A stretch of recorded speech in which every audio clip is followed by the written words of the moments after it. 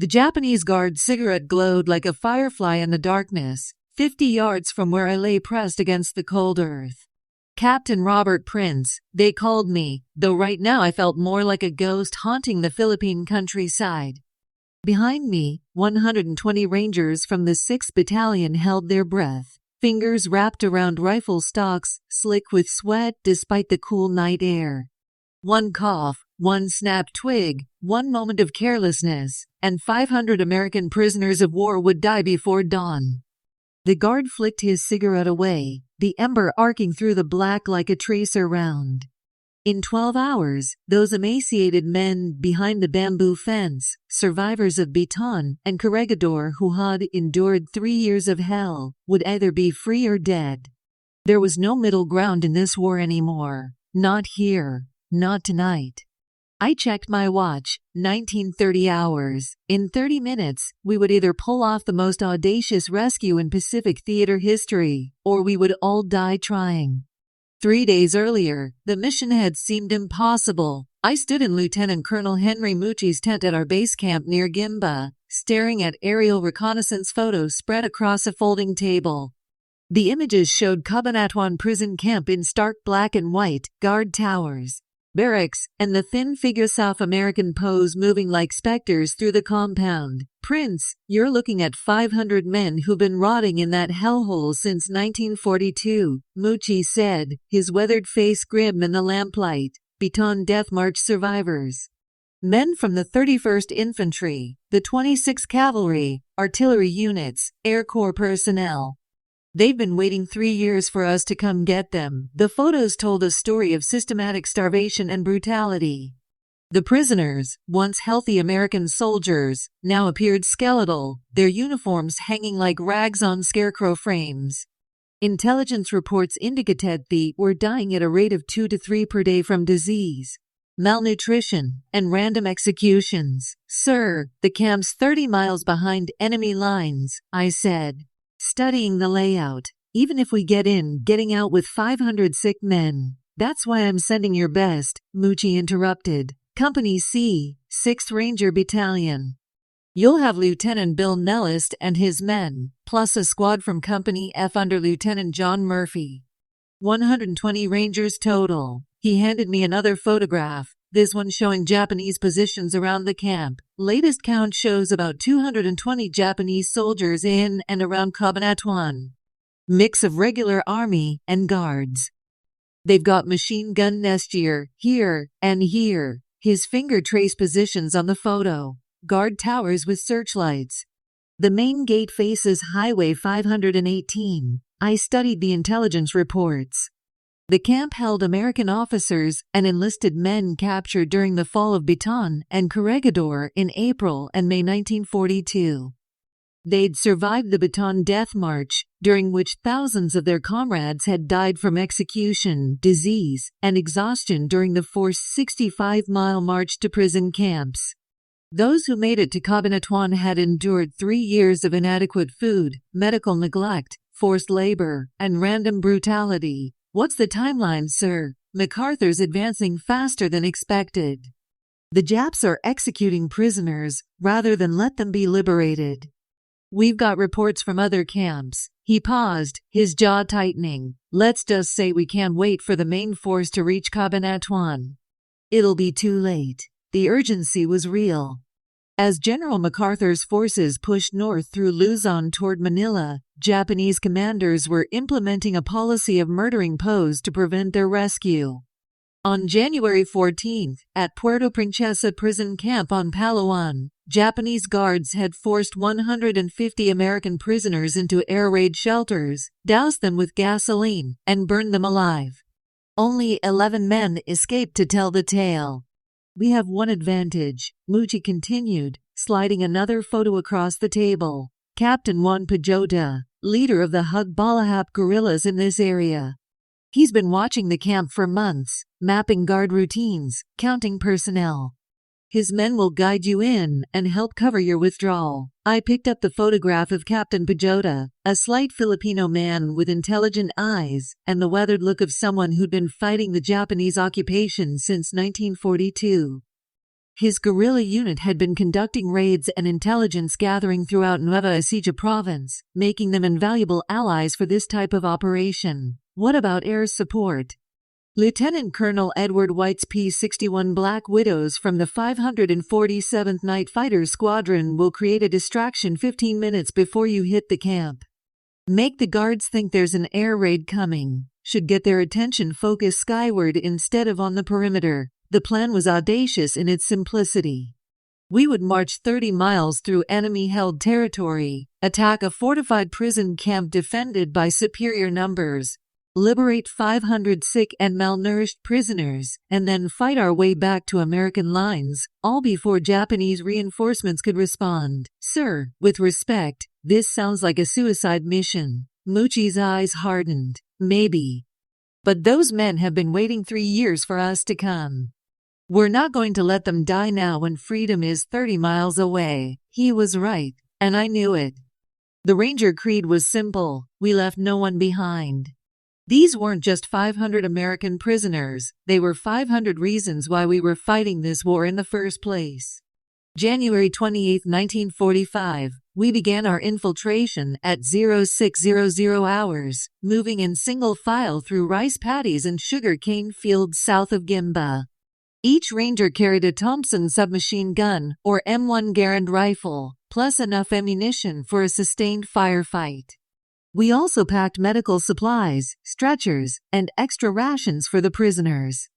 The weather was typical for the dry season, clear skies during the day with temperatures reaching 85 degrees Fahrenheit, dropping to a comfortable 70 degrees at night. Perfect conditions for a long-range patrol, but it also meant excellent visibility for enemy observers. Lieutenant Nellis' men took point, their eyes scanning the horizon for Japanese patrols. Intelligence indicated the area between our starting point and Cabanatuan was lightly held, but in this war, lightly held could still mean sudden death if you stumbled into the wrong rice paddy. We made good time the first day, covering 15 miles before establishing a night defensive position in a grove of mango trees. No fires, no smoking, no unnecessary noise. We ate cold K rations and cleaned our weapons while local guerrillas brought intelligence updates from Captain Pajota's network.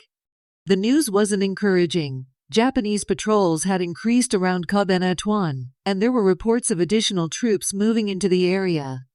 Our window of opportunity was closing fast. Sir, Sergeant First Class Norton reported as I checked the perimeter. Radio intercept says the Japs might be planning to move the prisoners tomorrow night. I felt my stomach drop.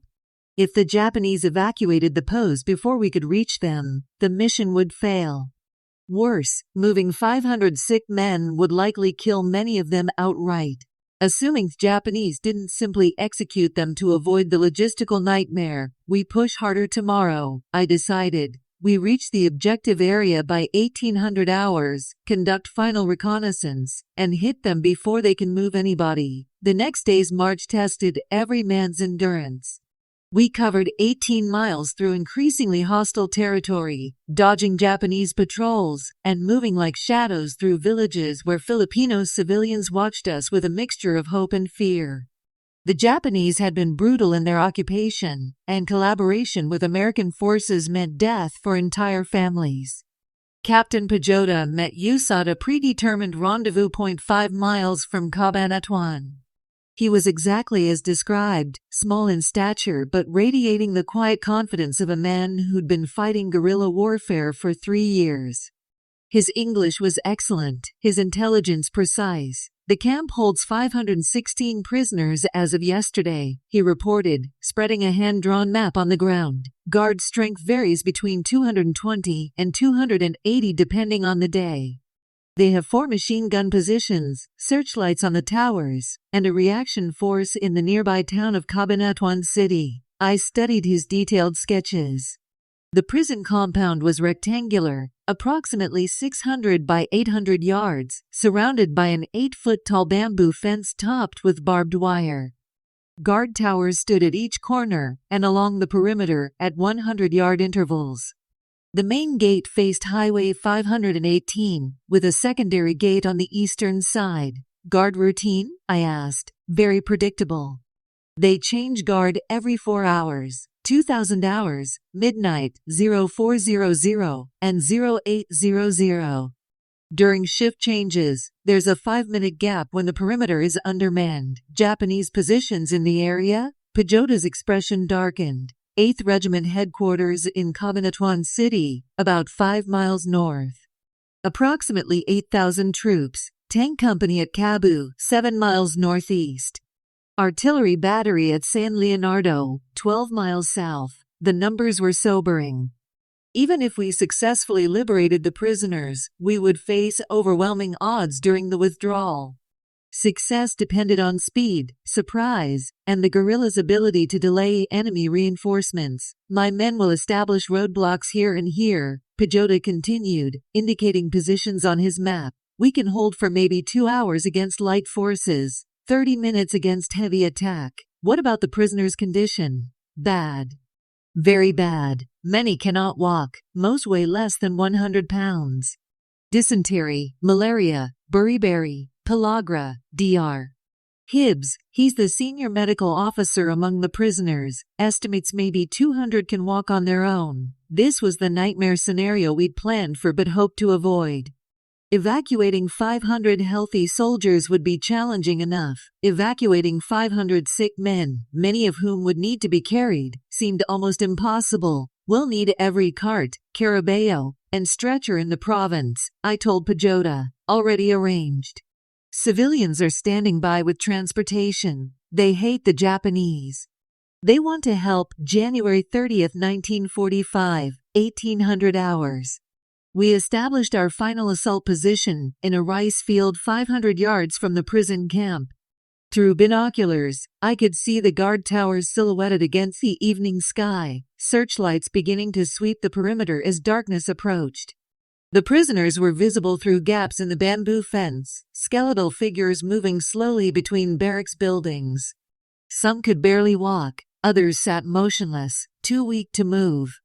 These were the survivors of America's greatest military disaster in the Pacific, men who had held the Philippines as long as humanly possible before being overwhelmed by superior enemy forces. I thought about what they'd endured.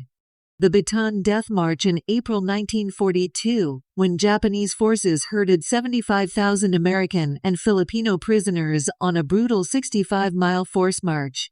Thousands died along the route from dehydration, disease, and execution. Those who survived reached Camp O'Donnell, where conditions were so terrible that men continued dying at rates of 400 per day.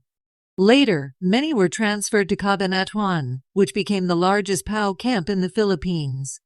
Conditions there were marginally better, but still horrific. Daily rations consisted of rice and vegetables totaling fewer than 1,000 calories, starvation level for men performing hard labor. Medical care was virtually non-existent. Discipline was enforced through random beatings, executions for minor infractions, and psychological torture. Now, after 3 years, these men were close to freedom. They just didn't know it yet, sir, Sergeant Theodore Richardson whispered, pointing toward the camp. Guard change in progress. I focused my binoculars on the nearest tower. The shift change was proceeding exactly as Pajota had described. Old guards descending, new guards ascending. A brief moment of confusion and reduced vigilance. All teams, this is Prince, I whispered into my radio. Final equipment check. We go in 15 minutes. Lieutenant Murphy's squad would hit the main gate and the guard quarters, creating maximum noise and confusion. Lieutenant Nellis' men would breach the eastern fence and secure the prisoner barracks. My headquarters element would coordinate the evacuation and provide covering fire for the withdrawal. At exactly 1945 hours, the night sky erupted with sound. Lieutenant Colonel White's P-61 Black Widows roared over the camp at low altitude, their twin engines thundering like dragons. The psychological effect was immediate. Japanese guards rushed toward defensive positions, searchlights swept skyward, and confusion rippled through the compound. Go! Go! Go! We exploded from the rice field like avenging spirits. Rangers moved in practiced bounds, using speed and violence of action to overcome superior numbers. The bamboo fence disintegrated under wire cutters and rifle fire. Guard towers erupted in muzzle flashes as Japanese defenders tried to respond. The first Japanese guard I encountered was running toward a machine gun position. He never made it. My Thompson submachine gun fired a 3-round burst that dropped him 10 feet from his weapon. Around me, Rangers moved with lethal efficiency, neutralizing guards and securing key positions. Americans, Americans. The cry went up from the prisoner barracks as skeletal figures emerged, some crawling, others supported by stronger comrades. Many wept openly, unable to believe that rescue had finally come. Lieutenant Nellis' voice crackled over the radio. East sector secure, beginning prisoner evacuation. The scene inside the compound was both triumphant and heartbreaking. Prisoners who had given up hope of ever seeing home again were now being lifted onto stretchers by American soldiers. Many were too weak to walk. Others, despite weighing less than 100 pounds, insisted on helping their weaker comrades. Captain Prince, a skeleton of a man in tattered fatigues, grabbed my arm. His name tag read, Jopling, Major Robert Lapham. I realized, one of the officers we'd been specifically told to find. We're getting you out of here. Sir, I said, helping him toward the evacuation point. The sick bay, he gasped, pointing toward a building on the far side of the compound. 50 men too sick to move. Don't leave them, I signaled to Sergeant Richardson. Get a squad over there. Nobody gets left behind. The firefight was intensifying as Japanese reinforcements arrived from the town. Machine gun fire raked the compound as enemy soldiers tried to retake the camp. Rangers returned fire with disciplined precision, their superior training and equipment proving decisive in the night battle. Sir, Sergeant Norton appeared at my shoulder, blood streaming from a head wound. Counterattack from the north, maybe 100 men, moving fast. This was the moment of truth. We had accomplished the primary mission, securing the prisoners, but now we had to get everyone out alive. With 300-plus men who couldn't walk and Japanese reinforcements converging on our position, the situation was deteriorating rapidly. All teams, begin withdrawal, I ordered. Prisoners first, covering fire by bounds. The evacuation was organized chaos. Rangers carried prisoners on their backs, in their arms, on improvised stretchers. Filipino civilians appeared as if by magic, helping load the weakest men onto carts pulled by water buffalo. Captain Pajota's guerrillas established a defensive perimeter, their rifles and machine guns keeping Japanese forces at bay. I helped carry Colonel James Duckworth, the senior American officer in the camp, who weighed perhaps 90 pounds and was suffering from severe dysentery and malnutrition. As we moved toward the extraction point, he whispered, "Son, I thought we were going to die in there. I thought America had forgotten us." "No, sir," I replied, stumbling under his weight despite his emaciated condition. America never forgets her own. The withdrawal took 2 hours, 2 hours of constant fighting as we moved 516 liberated prisoners and 120 Rangers through rice fields and sugar cane plantations, while Japanese forces attempted to cut off our escape route. Pajota's guerrillas performed magnificently, their roadblocks and ambush positions, delaying enemy reinforcements long enough for us to reach safety. At midnight, we crossed into friendly territory. American medics from the 6th Army were waiting with ambulances, field hospitals, and hot food. The prisoners, many of whom hadn't seen a white medic in 3 years, broke down completely when they realized they were truly free. The cost of the raid was remarkably light considering what we had accomplished. We lost 2 Rangers killed in action, Private First Class Sweezy and Private First Class Wisniewski, both from Lieutenant Nellis' company. Several others were wounded, including Sergeant Norton, who took shrapnel from a Japanese grenade.